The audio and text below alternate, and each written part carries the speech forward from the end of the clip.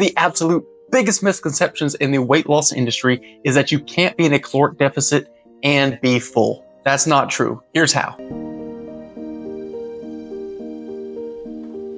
Hey there, my name is Kenny, and this is what I used to look like over 60 pounds and many years ago. And it's my goal to take all the lessons and mistakes that I've learned over those years and help other parents with desk jobs achieve those same results, but in a fraction of the time. So having said that, let's jump into today's video.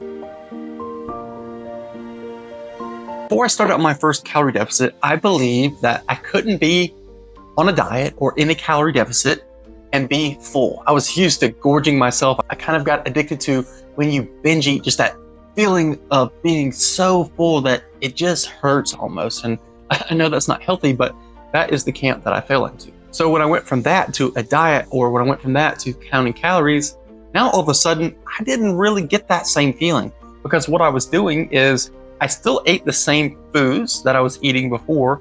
I just made sure that I stayed within my calorie limit for the day. Well, the issue with that is, or the issue with eating the same old junk foods that I was eating before, is a lot of them are not very satiating. They're not very filling. So I was just never getting full. And I just thought that I just can't get full if I eat this number of calories.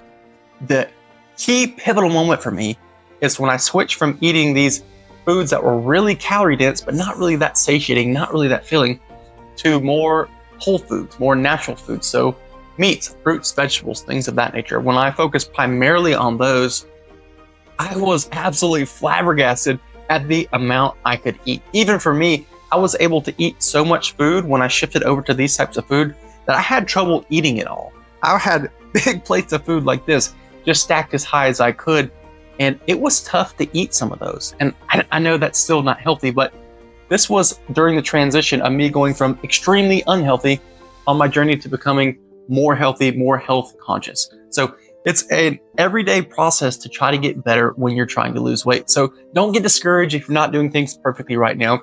Just look at it in comparison to, am I doing better than I did yesterday?